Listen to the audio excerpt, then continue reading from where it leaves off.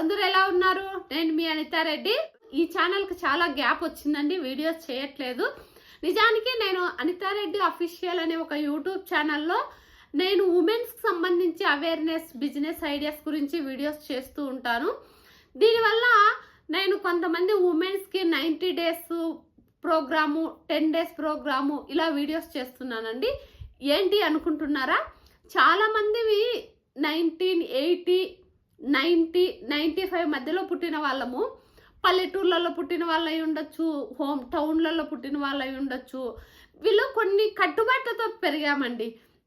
అప్పట్లో ఎడ్యుకేషన్ పైన ఇంత అవేర్నెస్ లేదు. అలాగే చాలామంది మహిళలు ఆ రోజు స్కూల్కి పంపించే వాళ్ళే కానీ కాలేజీకి పంపించే వాళ్ళు కాదు. అమ్మాయిలకు చదువు ఎందుకు అనేసి కొంతమంది రైతులైతే, నిజంగా నేను కూడా ఒక రైతు బిడ్డగా, చాలామంది ఎందుకు చదువు ఏమంత ఇంపార్టెంట్, ఏదో రాసేకొస్తే చాలు కదా, 10th వరకు చదివితే చాలు అనేసి కూడా చాలామంది 10th వరకు చదువుకున్న వాళ్ళు ఉన్నారు. తర్వాత కొంతమంది మళ్ళీ బాగా చదివిన వాళ్ళు కూడా ఉన్నారు, లేరని కాదు. కానీ కాకపోతే కట్టుబాట్లు, అమ్మాయివి కదా నువ్వు ఇక్కడి వరకే వెళ్ళు, ఇక్కడికి అవసరం లేదు, ఇలా వెళ్ళకూడదు, అలా ఉండకూడదు, ఇలా ఉండాలి, ఇలా చెప్పడం వల్ల మనం ఒక పద్ధతిగా పెరిగామనేది అయితే నేను చెప్పగలుగుతాను ప్రౌడ్గా. కానీ మనకు దగ్గర డబ్బులు అనేది ఫైనాన్షియల్గా చాలా వీక్గా అయిపోయాం. ఇప్పుడున్న జనరేషన్ బాగా ఎర్న్ చేయగలుగుతున్నారు, కానీ మనం ఎర్న్ చేయలేకపోవడం ఒకటి మైనస్ అయితే, మరికొన్ని మైనస్లు ఉన్నాయి. అప్పట్లో వచ్చే ఆదాయానికి ఆ రోజు ఖర్చులు తక్కువ ఉండేటివి కదా. ఈరోజు ఏమైపోయింది? ఈరోజు చూసుకుంటే ఆదాయం, అప్పుడు ఏ ఆదాయం ఉంటే అదే ఆదాయమే వస్తుంది. ఒక రైతులకైనా ఉండొచ్చు, ఒక మధ్య తరగతి జీవితాలు రన్ చేసే వాళ్ళు అయి ఉండొచ్చు, లేదు అంటే ఏదైనా ఒక ప్రైవేట్ స్కూల్స్లో కానీ, ప్రైవేట్ కాలేజెస్లో కానీ, లేదు ఒక ప్రైవేట్ కంపెనీలో జాబ్ చేస్తూ ఉండే వాళ్ళకైనా కానీ ఆదాయం చూస్తే ఒకే లెవెల్లోనే ఉందండి. ఖర్చులు చూస్తే మామూలుగా లేవు, విపరీతమైన ఖర్చులు అయిపోయాయి. ఒక ఎడ్యుకేషన్కి చూసుకుంటే పిల్లల్ని చదివిద్దామని ప్రతి ఒక్కరికి ఉంది. మన ఫ్యూచర్ లాగా వాళ్ళు ఉండకూడదు, మంచిగా చదివించుకున్నాం, వాళ్ళ భవిష్యత్తు అయినా బాగుండాలి, మనం ఎటు కాకుండా అయిపోయాము అనేసి చాలామంది మదర్స్ ఆలోచిస్తున్నారు. అవునా కదా చెప్పండి? దీనివల్ల ఏమవుతుందంటే పిల్లల చదువులకు మనము ల్యాక్స్లో, మన శక్తికి మించి మనం డబ్బులు పెడుతున్నాము. అది అప్పు చేసే, ఆస్తులు అమ్మే, రకరకాలుగా పిల్లల్ని చదివించడానికి ఖర్చులు అయితే విపరీతంగా పెడుతున్నాం. అలాగే ఒక హాస్పిటల్స్కి ఇప్పుడు మనమంతా పొల్యూషన్ అయిపోవడం వల్ల మనం తినే తిండి కానీ, తాగే నీళ్లు కానీ, మనము పీల్చే గాలి కానీ అన్నీ కలుషితం అయిపోయాయి. దీనివల్ల ప్రతి ఒక్కరికి కూడా చిన్న వయసు నుంచే డయాబెటీస్ అని, థైరాయిడ్ అని, రకరకాల ప్రాబ్లమ్స్, కళ్ళు సైట్ రావడము, పళ్ళు ప్రాబ్లము, ఇలా హాస్పిటల్స్కి పోయామంటే డబ్బులు కూడా భారీగా ఖర్చు అవుతుంది. అలాగే మనం ఏదైనా వస్తువులు కొనాలి, గ్రాసరీస్, ఇంట్లోకి సరుకులు కొనాలంటే అప్పట్లో ఒక 500 ఎత్తుకోపోతే ఒక బ్యాగ్ తీసుకొని వచ్చేవాళ్ళం. ఈరోజు కూరగాయల మార్కెట్కి పోయినా కూడా ఒక బ్యాగ్ కూరగాయలు తీసుకురావాలన్నా 500 అయిపోతుంది. కానీ మన ఆదాయం మాత్రం ఏమీ పెరగట్లేదండి, అలాగే ఉండడం. అవునా కదా? ఇలా మీరు కూడా ఫేస్ చేస్తున్న వాళ్ళు కామెంట్ సెక్షన్లో కామెంట్ చేయండి. నేను కూడా ఒక మధ్యతరగతి ఇల్లాలుగా చాలా స్ట్రగుల్స్ ఫేస్ చేస్తూ వచ్చానండి. నేను కూడా ఒక రైతు బిడ్డగా, ఒక రైతు కోడలిగా, ఒక రైతు భార్యగా ఇవన్నీ కూడా నేను చూశాను. కాబట్టి నాకు కూడా తెలుసు. మీలో కూడా చాలా మంది ఇలాంటి ప్రాబ్లమ్స్ ఫేస్ చేస్తూ ఉంటారు, బయటికి చెప్పుకోలేము. మధ్యతరగతి వాళ్ళ పరిస్థితి ఎలా ఉంటుందంటే ఎప్పుడూ కూడా పెనుం మీద రొట్టెలాగా ఉంటుంది, ఏదో ఒక సమస్యలు వస్తూనే ఉంటాయి, దేనికి రాజీ పడలేం. అది మెయిన్ ప్రాబ్లం. మధ్యతరగతి వాళ్ళము ఏ విషయానికైనా రాజీ పడలేం. ఒకరు ఏదైనా ఒక మాట అంటే మనం తీసుకోలేం, చాలా సఫర్ అయిపోతూ ఉంటాం. ఇలా మీలో కూడా చాలా మంది అదే బాధపడుతుంటారు, నాకు చెప్తూ ఉంటారు. ఎందుకంటే నేను ఇలా ఆర్థికంగా ఇబ్బందుల్లో ఉన్న వాళ్ళ కోసము, వాళ్ళు అప్పట్లో చదువుకోలేదండి కానీ సంస్కారం ఉంది, ఓపిక ఉంది, అలాగే ఏదైనా ఒక పని అనేది డెడికేటెడ్గా నేర్చుకోగలిగే స్కిల్ ఉంది. కానీ అవన్నీ కూడా ఈ మిడిల్ క్లాస్ ఇబ్బందులతో పక్కన పెట్టేశాం. ఒత్తిడి, ఎప్పుడు కూడా ఆర్థిక సమస్యలతో మనలో ఉన్న స్కిల్ను మనం చంపేసుకున్నాం. మన పిల్లల ఫ్యూచర్ బాగుంటే బాగుండు అనుకుంటున్నాం, కానీ ఎలా బాగుంటుంది చెప్పండి?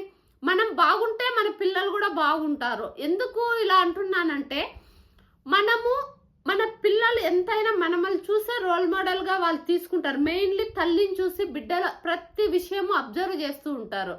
కాబట్టి మనం బిహేవియర్ ఎలా ఉంది, మనం ఏం పని చేస్తున్నాము అనేది వాళ్ళు చూస్తారు. ఇప్పుడు మనము టీవీ సీరియల్ చూస్తూ ఉన్నాము అనుకోండి, ఎగ్జాంపుల్కు వాళ్ళు ఏం చేస్తారు, మన పక్కనే కూర్చొని సెల్ చూస్తూ ఉంటారు. అవునా కాదా?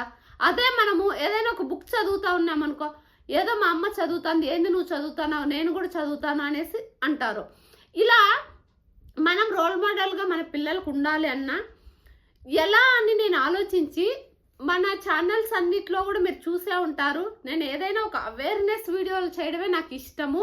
అలాగే నేను మన అనితారెడ్డి అఫీషియల్ ఛానల్లో ఒక 10 days ప్రోగ్రామ్ ఒకటి, 90 days ప్రోగ్రామ్ ఒకటి స్టార్ట్ చేశానండి. ఏంటి అనుకుంటున్నారా? మహిళల కోసమే.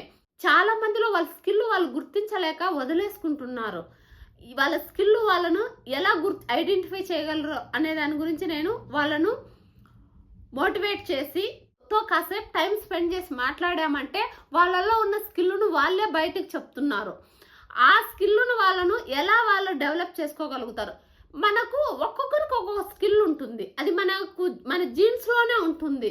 మన తరాల నుంచి. ఒకరేమో బిజినెస్ ఫ్యామిలీలో ఉండి వచ్చిన వాళ్ళు ఉంటారు, ఇంకొకరేమో రైతు కుటుంబం నుంచి వచ్చిన వాళ్ళు ఉంటారు, ఇంకొకరేమో ఎంప్లాయీ కుటుంబం నుంచి వచ్చి ఉంటారు. ఇలా రకరకాల కల్చర్ నుంచి వచ్చిన వాళ్ళు ఉంటారు. ఏ కల్చర్ నుంచి వచ్చిన వాళ్ళకైనా ఒక్కొక్క కల్చర్ నుంచి ఒక్కొక్క స్కిల్ నేర్చుకొని ఉంటారు. దాన్ని బయటికి తీసి దాని ద్వారా వాళ్ళను మనీ ఎర్న్ చేసుకోవడానికి ఎలా మార్కెటింగ్ చేసుకోవాలి, డిజిటల్ స్కిల్స్ ఎలా నేర్చుకోవాలి, ఈరోజు డిజిటల్ స్కిల్స్ అనేది ఎంత ఇంపార్టెంటు, ఇవన్నీ తెలియజేస్తున్నానండి. అలాగే ఒక బిజినెస్ స్టార్ట్ చేయాలంటే చాలామంది డిగ్రీ ఉండాలా, ఇన్వెస్ట్మెంట్కి డబ్బులు ఉండాలా, స్కిల్ ఉండాలా అనుకుంటారు. కానీ మీ దగ్గర ఇన్వెస్ట్మెంట్కి డబ్బులు ఉన్నా లేకపోయినా, మీ దగ్గర స్కిల్ ఉన్నా లేకపోయినా, మీ దగ్గర డబ్బులు ఉన్నా లేకపోయినా, మీరు మీలో ఉన్నటువంటి నెగిటివిటీస్ని తీసేసి పాజిటివ్ దృష్టితో ఆలోచించారు అంటే మీకు ఖచ్చితంగా మీలో ఉన్నటువంటి కేపబిలిటీ ఏంటో మీకు తెలిసే ఉంటుంది. చాలామంది చిన్నప్పుడు చాలా కళలు కనింటాం కదండి. మనము ఒక డాక్టర్ అవ్వాలనో, ఒక ఇంజనీర్ అవ్వాలనో, ఒక మంచి ఇంటి కోడలు అవ్వాలనో, ఒక మంచి భర్త రావాలనో, ఇలా ఎన్నో కళలు కంటూ ఉంటాం కదా. ఇవన్నీ ఎందుకు అంటాము? మనం బాగుండాలి, మన కుటుంబం బాగుండాలి అని. కాబట్టే ఇవన్నీ బాగుండాలంటే మనకు డబ్బులు సంపాదించాలండి.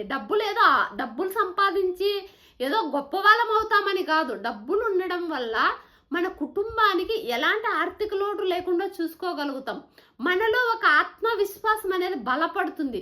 మన కుటుంబం కోసం మనం ఏదైనా ఒక డెసిషన్ తీసుకొని ఆ డెసిషన్ నుంచి మనం ముందుకు వెళ్ళగలుగుతాం. అంతేకాదండి, మనకంటూ కావాల్సిన నీడ్స్ అన్నీ కూడా మనమే ప్రొవైడ్ చేసుకోగలుగుతాం.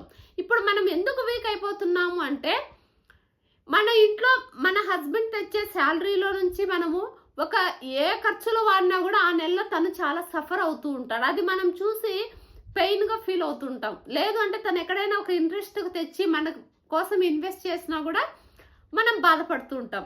తను సఫర్ అవుతున్నాడు, డబ్బులు ఎట్లా చేస్తాడో ఏమో, ఇబ్బంది అవుతుందే, వాళ్ళు అడుగుతారేమో, వీళ్ళకి ఇంట్రెస్ట్ ఇవ్వాలనే, పిల్లలకు ఫీజు కట్టాలనే, నాకేదో మెడిసిన్ కావాలనే, లేదంటే మనం ఏదైనా ఒక ఫర్నిచర్ తీసుకోవాలి, పండగ వస్తుంది, బట్టలు తీసుకోవాలి, ఇవన్నీ కావాలనిపిస్తుంది మనకు. కానీ డబ్బులు ఉండదు. ఆ డబ్బులు లేనప్పుడు ఏమవుతుంది? మానసికంగా ఒత్తిడి పెరిగిపోతుంది.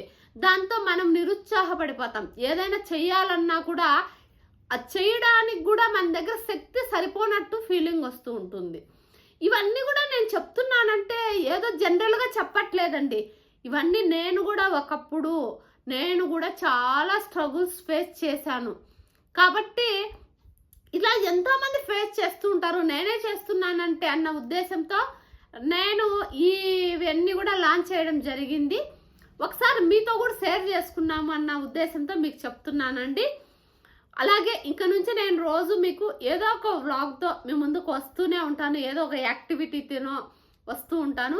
మన ఛానల్ మీరు ఫస్ట్ టైం చూస్తున్నట్టయితే లైక్ చేయండి, షేర్ చేయండి, సబ్స్క్రైబ్ చేసుకోండి. మీరు సబ్స్క్రైబ్ చేసుకున్నట్లయితే నేను పెట్టే ప్రతి వీడియో నోటిఫికేషన్ రూపంలో వస్తూనే ఉంటుంది.